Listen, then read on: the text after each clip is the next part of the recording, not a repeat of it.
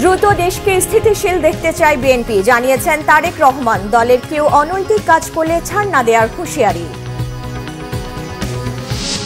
স্থিতিশীল অন্তর্ভুক্তিমূলক বাংলাদেশ গঠনে সহায়তার আশ্বাস প্রণয় ভার্মার। আর নয় দিল্লির পদলেহন, বলেছেন মান্না। খুনিদের পুনর্বাসনের চেষ্টা প্রতিহতের ঘোষণা সার্জিসের। নিষিদ্ধ না করে আওয়ামী লীগের দোষীদের বিচার হোক, বলেছেন জিএম কাদের। জাপাকে জাতীয় ঐক্যের সংলাপে না ডাকায় আক্ষেপ। ভারতীয় আধিপত্যের বিরুদ্ধে এবার রাজধানীতে সশস্ত্র বাহিনীর অবসরপ্রাপ্তদের ব্যতিক্রমী প্রতিবাদ মিছিল, জাতীয় ঐক্যের আহ্বান। সয়াবিন অয়েল নিয়ে ডুয়েল গেম, আমদানিকারক 10 প্রতিষ্ঠানে। রমজান সামনে রেখে দাম বাড়ানোর পায়তারার শিকার ক্রেতারা। দেখছিলেন ক্রাউন 7 সংবাদ শিরোনাম। বিএনপির ভারপ্রাপ্ত চেয়ারম্যান তারেক রহমান বলেছেন, যত দ্রুত সম্ভব দেশকে একটা স্থিতিশীল অবস্থায় দেখতে চায় তাঁর দল। রাষ্ট্র কাঠামো গঠনের 31 দফা নিয়ে ফরিদপুরে বিভাগীয় প্রশিক্ষণ কর্মশালায় সমাপনী অধিবেশনে তিনি কথা বলেন। তারেক রহমান আরও বলেন, বিএনপি এখন আগের থেকে অনেক কঠোর। দলে কেউ অনৈতিক কাজ করলে ছাড় না দেওয়ার হুঁশিয়ারি দেন তিনি। বলেন, 31 দফা তখনই বাস্তবায়ন করা যাবে যখন জনসমর্থন নিয়ে সরকার গঠনের সুযোগ পাবে বিএনপি। সকাল 10:30টায় সদর উপজেলা পরিষদ মিলনায়তনে রাষ্ট্র কাঠামো মেরামতের 31 দফা ও জনসম্পৃক্তি বিষয়ক ও বিভাগীয় প্রশিক্ষণ কর্মশালা শুরু হয়। এতে বৃহত্তর ফরিদপুরের 5 জেলার নেতাকর্মীরা অংশ নেয়। এই 31 দফায় সবকিছু না, কোনো ব্যক্তি কোনো সংগঠন যদি মনে করেন এখানে একটি নতুন কিছু অ্যাড করা প্রয়োজন, সংযোজন করা প্রয়োজন, আমরা বিবেচনা করে যদি দেখি যে সেটি ভালো একটি প্রস্তাবনা, অবশ্যই আমরা সেটি গ্রহণ করব। দফাগুলোর অর্জন কম বেশি তখনই করতে পারবো যখন জনগণের সমর্থন নিয়ে আপনারা সরকার গঠন বা দেশ পরিচালনার সুযোগ পাবেন, তখনই আমরা এটি করতে পারবো। জনমানুষের সমর্থন নিয়ে, বাংলাদেশের মানুষের সমর্থন নিয়ে আমরা যাতে কাজ শুরু করতে পারি 31 দফা বাস্তবায়নের জন্য, সেটিই হোক আমাদের লক্ষ্য। যাতে জনগণের সমর্থন নিয়ে আমরা সরকার গঠনে সক্ষম হই এবং সেই সরকার পর্যায়ক্রমিকভাবে 31 দফা যাতে বাস্তবায়ন করতে পারে। বিএনপির স্থায়ী কমিটির সদস্য ডক্টর খন্দকার মোশাররফ হোসেন বলেছেন, সংস্কারের কথা বলে অন্তর্বর্তী সরকার অনির্দিষ্ট সময় ক্ষমতায় থাকলে দেশে অস্থিরতা বাড়বে। নির্বাচনী রোডম্যাপ দিলে সব ষড়যন্ত্র ব্যর্থ হয়ে যাবে। স্থায়ী কমিটির আরেক সদস্য ডাক্তার AZM জাহিদ হোসেন বলেন, বাংলাদেশের অর্থনীতি ধ্বংস করতে ভারত ও আওয়ামী লীগ ষড়যন্ত্র করছে। রিপোর্ট করছেন সিকান্দার রোমান। স্বাধীনতা ও সার্বভৌমত্ব রক্ষা, টেকসই গণতন্ত্র প্রতিষ্ঠার জন্য নির্বাচন বিষয়ে আলোচনা সভা হয় জাতীয় প্রেস ক্লাবে। অন্তর্বর্তীকালীন সরকারকে নির্বাচনের রোডম্যাপ দিয়ে জনগণকে নির্বাচনমুখী করার তাগিদ দেন বিএনপির স্থায়ী কমিটির সদস্য ডক্টর খন্দকার মোশাররফ হোসেন। গণতন্ত্র প্রকৃতপক্ষে রূপ দিতে হলে নির্বাচন প্রয়োজন। অতএব অতি দ্রুত সংস্কার সম্পন্ন করে এই সরকারকে আমরা বলবো যে নির্বাচনের রোডম্যাপ প্রকাশ করা হোক, যাতে করে এই ষড়যন্ত্র, এদেশের জনগণই ঐক্যবদ্ধভাবে এই ষড়যন্ত্রকে রুখতে পারে। জাতীয় প্রেস ক্লাবের সামনে এক মানববন্ধনে বিএনপি স্থায়ী কমিটির আরেক সদস্য ডক্টর AZM জাহিদ হোসেন বলেন, ভিয়েনা কনভেনশন লঙ্ঘন করে সহকারী হাই কমিশনে হামলা করে বাংলাদেশের জাতীয় পতাকা অবমাননা করেছে ভারতীয় উগ্রবাদীরা। এই ষড়যন্ত্র শুধুমাত্র ওই চিন্ময়ের জন্য তা না, এই ষড়যন্ত্র বাংলাদেশের অস্তিত্বের বিরুদ্ধে ষড়যন্ত্র। এই বাংলাদেশকে ধ্বংস করে দেওয়া, বাংলাদেশকে কেউ কেউ বিভিন্নভাবে হুমকি দেওয়ার চেষ্টা করে ওই চিকেন নেক দখল করে নেবে। আরে ভাই, দখলের দিন শেষ, বুঝতে হবে এত বাহিনী থাকার পরেও পালিয়ে যেতে হয়েছে। এদিকে জুলাই আগস্ট অভ্যুত্থানে আহতদের দেখতে ঢাকা মেডিকেল কলেজ হাসপাতালের বার্ন ইউনিটে যান বিএনপির সিনিয়র যুগ্ম মহাসচিব রুহুল কবির রিজভী। শুধুমাত্র শেখ হাসিনাকে রক্ষা করার জন্য তারা ইসকনের নামে, চিন্ময়ের নামে, যে চিন্ময় ইসকন থেকে বিতাড়িত হয়েছেন, তার অপকর্মের কারণে সরকার তাকে গ্রেপ্তার করেছে।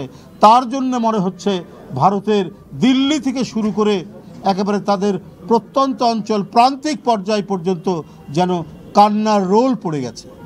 আহতদের আমরা বিএনপি পরিবারের পক্ষ থেকে নগদ অর্থ সহায়তা করা হয়। সিকান্দার রেমান, বাংলাভিশন, ঢাকা। পরিবর্তন হলেও এবং কিছু চ্যালেঞ্জ থাকলেও স্থিতিশীল, গণতান্ত্রিক, অগ্রসরমান ও অন্তর্ভুক্তিমূলক বাংলাদেশ গঠনে সহায়তা অব্যাহত রাখবে ভারত, জানিয়েছেন দেশটির ঢাকায় নিযুক্ত হাই কমিশনার প্রণয় কুমার ভার্মা। বাংলাদেশের মানুষের আকাঙ্ক্ষা অনুযায়ী পারস্পরিক সম্মান ও শ্রদ্ধার ভিত্তিতে দুদেশের সম্পর্ক এগিয়ে যাবে বলে মন্তব্য করেন তিনি। যে পরিবর্তনই হোক, দুদেশের মানুষের কল্যাণে পারস্পরিক নির্ভরশীলতা বাড়বে বলে মনে করেন তিনি। ঢাকায় নিযুক্ত ভারতীয় হাই কমিশনার প্রণয় ভার্মা বলেছেন, কিছু চ্যালেঞ্জ থাকলেও অতীতের মতোই বাংলাদেশকে সহায়তা অব্যাহত রাখবে ভারত। বাংলাদেশ ভারত বন্ধন কোনো কিছুতে শিথিল হবে না বলে মন্তব্য করেন তিনি। ভারত একটি স্থিতিশীল, শান্তিপূর্ণ ও উন্নত বাংলাদেশ দেখতে চায় বলে জানান তিনি। রাজধানীর সামরিক জাদুঘরে 6 ডিসেম্বর মৈত্রী দিবস উপলক্ষে আয়োজিত অনুষ্ঠানে এসব বলেন ভারতীয় হাই কমিশনার। নাগরিক ঐক্যের সভাপতি মাহমুদুর রহমান মান্না বলেছেন, বাংলাদেশ আর ভারতের পা চেটে চলবে না। সার্বভৌমত্বের প্রশ্নে দেশের সবাই এক। খুলনার উম্মে চন্দ্র পাবলিক লাইব্রেরি মিলনায়তনে দুপুরে নাগরিক ঐক্য খুলনা দ্বিবার্ষিক সম্মেলনে প্রধান অতিথির বক্তব্যে তিনি কথা বলেন। মান্না আরও বলেন, এত বড় অভ্যুত্থানের পর আর কারো চাঁদাবাজি, দখলদারিত্ব, গুন্ডামি দেখতে চায় না দেশের মানুষ। অগ্রাধিকার ভিত্তিতে দ্রব্য মূল্য কমাতে সরকারকে উদ্যোগ নেওয়ার আহ্বান জানান তিনি। পরে মাহমুদুর রহমান মান্না জুলাই আগস্টের অভ্যুত্থানে ঢাকায় নিহত শাকিল আহমেদের কবর জিয়ারত করেন।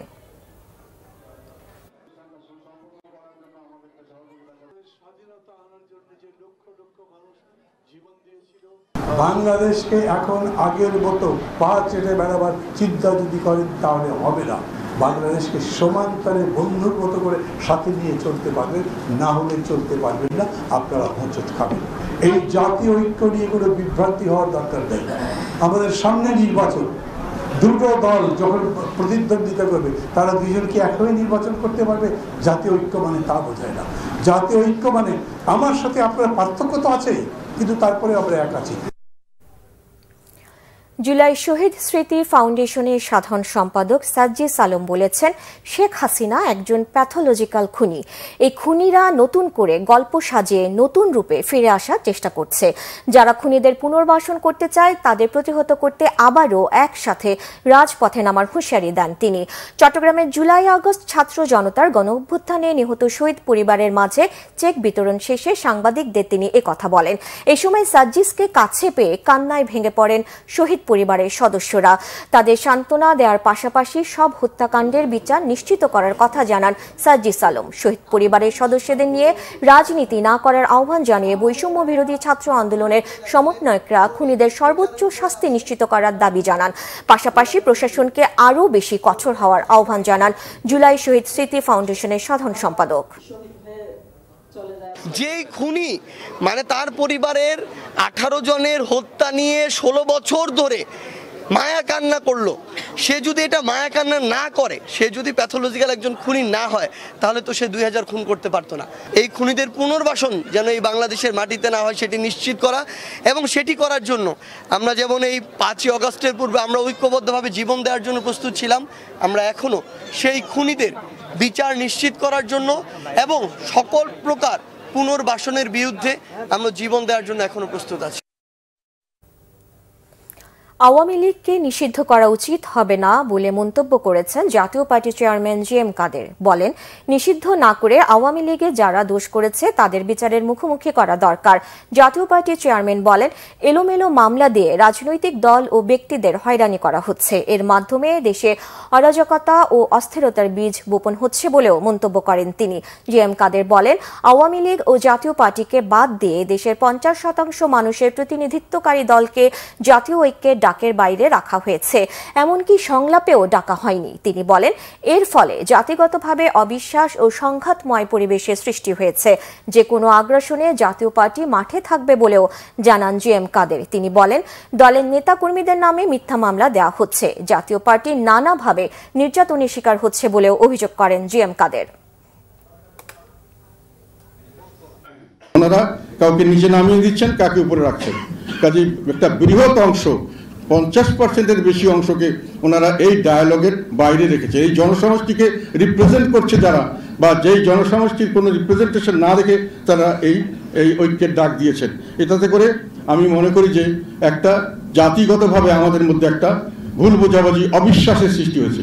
দেশের মধ্যে একটি দল, একটি অংশ তারা অবাঞ্ছিত অথবা ঘৃণিত ভাবে ট্রিটেড হচ্ছে, আরেকটি অংশ তারা সবথেকে পবিত্র ভালো এরকমভাবে ট্রিট করা হচ্ছে from the interim government side. And that is, সে থেকে আমরা মনে করি একটা সংঘাতপূর্ণ অবিশ্বাসের আবহাওয়া তৈরি হয়েছে। ভারতীয় গণমাধ্যমে বাংলাদেশ বিরোধী প্রোপাগান্ডা, আগরতলায় বাংলাদেশের সহকারী হাইকমিশনে হামলা সহ দিল্লির আধিপত্যের বিরুদ্ধে জাতীয় ঐক্যের আহ্বান জানিয়েছেন সশস্ত্র বাহিনীর অবসরপ্রাপ্তরা। এজন্য মহাখালীর রাওয়াতে সমাবেশের পাশাপাশি প্রতিবাদ মিছিল করেন তারা। রকুনুজ্জামানের রিপোর্ট। ভারত বাংলাদেশে সাম্প্রদায়িক উত্তেজনা, ভারতীয় বিভিন্ন প্রচার মাধ্যমে অব্যাহত বাংলাদেশ নিয়ে প্রোপাগান্ডা এবং সর্বশেষ আগরতলায় বাংলাদেশ সহকারী হাইকমিশনে হামলার ঘটনায় এবার জাতীয় ঐক্যের আহ্বান জানিয়েছে সশস্ত্র বাহিনীর অবসরপ্রাপ্ত সদস্যরা। শনিবার মহাখালীতে retired army officer welfare association ভবনের সামনে সমাবেশ করে সশস্ত্র বাহিনীর অবসরপ্রাপ্ত সদস্যরা। ভারতের এই আধিপত্য খর্ব করার জন্য আমরা সরকারের কাছে বিভিন্নভাবে দাবি রাখতে চাই। প্রথমত, ভারতের সাথে আমাদের যত ধরনের চুক্তি হয়েছে তা প্রকাশ করা হোক। বাংলাদেশে চাকরিরত ভারতীয় নাগরিকদের বিস্তারিত বৃত্তান্ত প্রকাশ করা হোক। যদি প্রয়োজন থাকে তখন তার ভিসা নবায়ন করা হোক, নতুবা তাদেরকে ফেরত পাঠানো হোক। বিভিন্ন প্রতিরক্ষা স্থাপনাতে যে সমস্ত ভারতীয় চাকরি করছেন তাদের ফেরত পাঠানো হোক। বাংলাদেশ বিরোধী যে কোনো তৎপরতার বিরুদ্ধে জাতীয় ঐক্যের ডাক দেন তারা। দেশের এই সংকটময় পরিস্থিতিতে যখন আমাদের সার্বভৌমত্বের উপর হামলা হয়, আমাদের পতাকা পদদলিত হয়, আমাদের দূতাবাসে আক্রমণ হয়, তখন আমরা সশস্ত্র বাহিনীর সদস্যরা চুপ করে থাকতে পারি না। আমরা দেশের স্বাধীনতা ও সার্বভৌমত্ব রক্ষার শপথ দিয়েছিলাম। এখনো আমরা সেই শপথ থেকে কোন রকমের বিচ্যুত হইনি। আজ আবার পুনরায় আমরা এখানে জমায়েত হয়েছি, সমাবেশ হয়েছি জনগণের সাথে একাত্মতা ঘোষণা করার জন্য এবং ভারতের বিরুদ্ধে, ভারতের আধিপত্যের বিরুদ্ধে আমাদের সংগ্রাম জারি রাখার জন্য। সমাবেশ শেষে মহাখালী থেকে মিছিল করে বিজয় সরণি ঘুরে আবারও রাওয়ায় গিয়ে শেষ হয় সশস্ত্র বাহিনীর অবসরপ্রাপ্ত সদস্যদের এই মিছিলটি। রকুনুজ্জামান, বাংলা ভিশন, ঢাকা। জ্বালানি সংকট কাটাতে গ্যাস অনুসন্ধানে এবছর 50টি এবং আগামী বছর 100টি কূপ খনন করা হবে বলে জানিয়েছেন উপদেষ্টা ফজল কবির খান। উন্মুক্ত প্রতিযোগিতা ছাড়া জ্বালানি খাতে কোনো কেনাকাটা হচ্ছে না বলেও জানান তিনি। এর ফলে বিদ্যুৎ ও জ্বালানি খাতে প্রতিযোগিতা ফিরে এসেছে বলেও মন্তব্য করেন উপদেষ্টা। আহমেদ সরওয়ারের রিপোর্ট।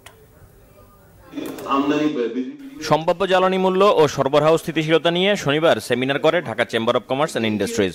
সেমিনারে বিদ্যুৎ ও জ্বালানি খাত বিশেষজ্ঞরা ভবিষ্যৎ জ্বালানি নিরাপত্তা, দাম এবং নিরবিচ্ছিন্ন সরবরাহ নিয়ে শঙ্কার কথা জানান। জ্বালানি খাত নিয়ে গেল সরকারের বিভিন্ন পদক্ষেপের সমালোচনাও করেন তারা।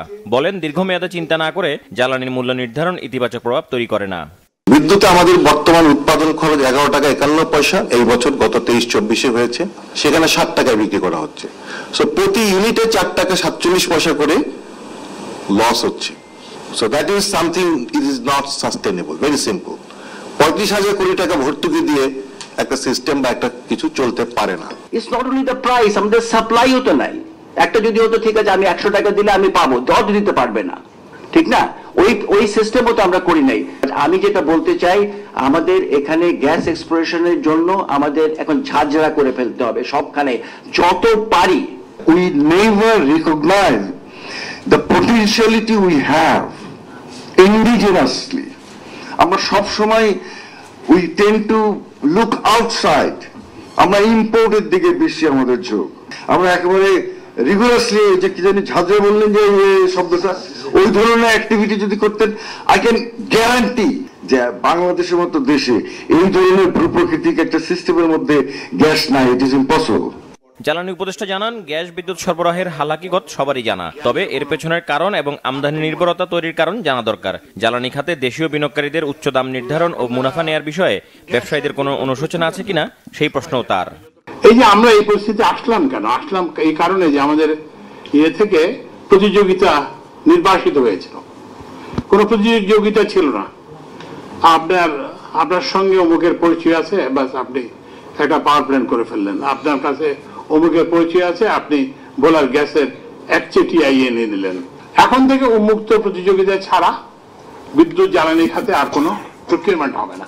তো গ্যাস এক্সপ্লোরেশনের জন্য আমরা একটা পরিকল্পনা নিয়েছি যে এই বছর 50টা এবং আগামী 2 বছরে আরো 100টা কূপ খনন করার জন্য, ওই ঝাঁঝরা করার ঝাঁঝরা করার জন্য।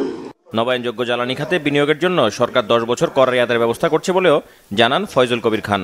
আমি যদিও নিজে ব্যুরোক্রেসির অংশ ছিলাম, এখন নিজের ছায়ার সঙ্গে নিজেকে যুদ্ধ করতে হচ্ছে। আহমেদ সরওয়ার, বাংলা ভিশন, ঢাকা। সয়াবিন অয়েলে ডুয়েল গেম আমদানিকারক 10 প্রতিষ্ঠানের। একদিকে আন্তর্জাতিক বাজারে খোলা তেলের দাম বেড়ে যাওয়ায় বোতলজাত সয়াবিন তেলের সরবরাহ কমিয়ে দেওয়া হয়েছে। আরেকদিকে রমজান সামনে রেখে দাম বাড়ানোর পায়তারায় সয়াবিন তেলের এ সংকট। সরকার আমদানিকারকদের সুবিধার্থে 10% ভ্যাট কমালেও ক্রেতার ভাগ্যে জুটেছে অতিরিক্ত দামের বোঝা। রিপোর্ট ফারুক বাবুর। দেশের বাজারে ভোজ্য তেলের দাম নিয়ন্ত্রণে রাখতে 2 দফায় আমদানি শুল্ক কর কমিয়েছে সরকার। চলতি বছরের অক্টোবর-নভেম্বর 2 মাসেই শুল্ক কর কমিয়ে তা 5% নামানো হয়েছে, কিন্তু বাজারে তার কোনো প্রভাব পড়েনি। শুল্ক কমার কারণে বাজারে তেলের আমদানি বাড়ার কথা থাকলেও উল্টো সরবরাহ কমিয়েছে 10টি প্রতিষ্ঠান। এদিকে 2 সপ্তাহ ধরে সয়াবিন তেলের বাজারে চলছে অস্থিরতা। বিভিন্ন জেলা থেকে বোতলজাত সয়াবিন তেল উধাও করেছে ব্যবসায়ীরা। তারা আভাস পেয়েছিল আন্তর্জাতিক বাজারে খোলা সয়াবিন তেলের দাম লিটারে 15 থেকে 20 টাকা বাড়বে। শুল্ক কমিয়ে তেলের বাজার ঠিক রাখার দাবি ছিল আমদানিকারকদের। সরকার 2 দফায় ব্যবসায়ীদের চাহিদা অনুযায়ী শুল্ক কমিয়েছে, কিন্তু আমদানিকারকরা উল্টো ক্রেতার পকেট থেকে অতিরিক্ত মুনাফা লুটে নেয়ার 2টি রাস্তা প্রসারিত করেছে। এ কারণে বাজারে দেখা দিয়েছে অস্থিরতা। খুচরা বিক্রেতাদের দাবি আমদানিকারকরা জিম্মি করেছে তাদের। 1 লিটার 2 লিটার কিছুটা সরবরাহ আছে, কিন্তু আমার লাগবে দৈনিক 200 লিটার, আমি পাচ্ছি 20 লিটার 40 লিটার, এইভাবে চলতেছে না আর কি। যারা ইম্পোর্ট করে এরাই সব নিয়ন্ত্রণ করে এগুলা। ইম্পোর্টার তো বাংলাদেশে কয়েকজন, মুষ্টিমেয় কয়েকজন। লোভটা কেউ সামলাইতে পারতেছে না। তেলের খোলা তেলের দামটা বাড়ার কারণে কোম্পানির কি করতেছে, ইনটেক দিতেছে না। কারণ কোম্পানি চাইতেছে খোলা তেল 820 টাকা 5 লিটার, আর ইনটেক হচ্ছে 818 টাকা। ওরা অফ করে দিছে, খোলা তেলটা মার্কেটে আবার দাম বেড়ে গেছে, কাস্টমার তেল পাইতেছে না। তাদের লাভ হচ্ছে কি, যে লুজ যে তেলটা ওটা বিক্রি করে তাদের এখানে কোনো ইনভেস্ট করতে হয় না, তাদের এখানে ডাবল প্রফিট পাচ্ছে। কোম্পানি যদি সাপ্লাই ঠিক মতো দেয় তেলের দাম বাড়বে না। বিগত সরকারের মতো ব্যবসায়ীদের শুধু সুযোগ দিলেই চলবে না, তাদের কারসাজির বিরুদ্ধে আইনি পদক্ষেপ চায় ক্রেতারা। কমার বলায় আর থাকে না বাংলাদেশে, শুধু বেড়েই যায়, দিন দিন বেড়েই যায়। তো এবারে বাড়তেছে, স্বাভাবিক বিষয়। তেলের যে দাম বাড়তেছে, মানে এই জিনিসগুলো আমরা সাধারণ মানুষে, একটা চাকরিজীবী মানুষ আমাদের চলায় অনেক কষ্টকর হয়ে যায়। সিন্ডিকেটের দোয়াই দিয়ে বাজার বা ব্যবসায়ীদের নিকট যেন বাংলাদেশ জিম্মি হয়ে না থাকলে জনগণ আবার খেপে যাবে। জনগণ খেপলে সেই আগের মতো পরিণত হবে। ডক্টর ইউনূস সাহেব যেহেতু উনি বলছে যে আমরা সংস্কার করব, যদি এই সংস্কার যদি উনি করতে পারেন তাহলে ওনাকে সেলুট। আর সংস্কার করতে না পারেন তাহলে যদি আগের মতো যে ন্যায় চলে তাহলে আমি মনে করি সে ব্যর্থ। প্রতি টন অপরিশোধিত সয়াবিন তেলের দাম গত বছর ডিসেম্বরে ছিল $1,105। গত আগস্টে তা কমে দাঁড়ায় $1,031। তবে সেপ্টেম্বরে $13 দাম বেড়ে স্থির হয়। গত ডিসেম্বরের তুলনায় সয়াবিন তেলের দাম কমেছে 5.52%। ফররুখ বাবু, Bangla vision, Dhaka. BNP senior যুগ্ম মহাসচিব রুহুল কবির রিজভী অভিযোগ করেছেন শেখ হাসিনার দোসররা প্রশাসন ও বাজার সিন্ডিকেট নিয়ন্ত্রণ করছে। বাজার সিন্ডিকেট ভাঙতে না পারায় অন্তর্বর্তী সরকারের সমালোচনা করেন রিজভী। শনিবার রাজধানীর বাসাবো এলাকায় আয়োজিত এক সমাবেশে অ্যাডভোকেট রুহুল কবির রিজভী এমন মন্তব্য করেন। গুম হওয়া সবুজবাগ থানা ছাত্রদল নেতা সুজন ও ফারহাদকে ফিরে পাওয়ার দাবিতে এই সমাবেশের আয়োজন করা হয়। তিনি বলেন, 190 টাকা কেজিতে সয়াবিন তেল কিনবে জনগণ, বাজারে এত চড়া দাম থাকবে কেন? উপদেষ্টারা বসে বসে দেখছেন, বুঝছেন না সিন্ডিকেট এখনো আওয়ামী লীগেরই।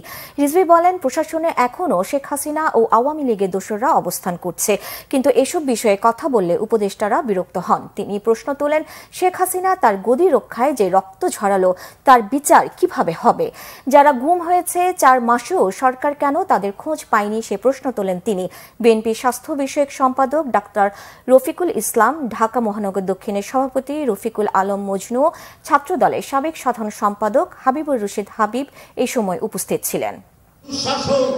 দুঃশাসনের মধ্যে কত মায়ের কোল খালি হয়েছে, কত বোনের চোখ দিয়ে অশ্রু ঝরে পড়েছে, কত পিতা উন্মাদ হয়ে গেছে সন্তানের শোকে। এই 17 বছরের এই নির্মম শাসনকে যারা বৈধতা দিয়েছে, তারা এরশাদ আর এরশাদের ভাই, এরশাদের স্ত্রী, তারা আজকে গলা বের করে উঁচু গলায় কথা বলছে কিভাবে? আরে আমরা সবাই জানি ওই ভারতের ল্যাবরেটরিতেই শেখ হাসিনার জন্ম, ওখানে জিএম কাদেরের জন্ম, ভারতের গোয়েন্দাদের ল্যাবরেটরিতেই আপনার রওশন এরশাদের জন্ম। সংবাদ শেষ করব ক্রাউন সিমেন্ট শিরোনামগুলো আরেকবার জানিয়ে। দ্রুত দেশকে স্থিতিশীল দেখতে চায় বিএনপি, জানিয়েছেন তারেক রহমান। দলের কেউ অনৈতিক কাজ করলে ছাড় না দেওয়ার হুঁশিয়ারি। স্থিতিশীল অন্তর্ভুক্তিমূলক বাংলাদেশ গঠনের সহায়তার আশ্বাস প্রণয় ভার্মার। আর নয় দিল্লির পদলেহন, বলেছেন মান্না। খুনিদের পুনর্বাসনের চেষ্টা প্রতিহতের ঘোষণা সার্জিসের। নিষিদ্ধ না করে আওয়ামী লীগের দোষীদের বিচার হোক, বলেছেন জিএম কাদের। জাপাকে জাতীয় ঐক্যের সংলাপে না ডাকায় আক্ষেপ। ভারতীয় আধিপত্যের বিরুদ্ধে এবার রাজধানীতে সশস্ত্র বাহিনীর অবসরপ্রাপ্তদের ব্যতিক্রমী প্রতিবাদ মিছিল, জাতীয় ঐক্যের আহ্বান। সয়াবিন অয়েল নিয়ে জুয়েল গেম আমদানিকারক 10 প্রতিষ্ঠানের। রমজান সামনে রেখে দাম বাড়ানোর পায় তারা শিকার ক্রেতারা। এই ছিল এখনকার মতো। পরের সংবাদ রাত 10:30টায়, এর আগে 9টায় নিউজ 20। এছাড়া বাংলা ভিশন সংবাদ ও সংবাদ সংশ্লিষ্ট অনুষ্ঠান দেখতে ভিজিট করুন www.bbnews24.com ও facebook.com/banglavisionnews এবং সাবস্ক্রাইব করুন youtube.com/banglavisionnews। ধন্যবাদ।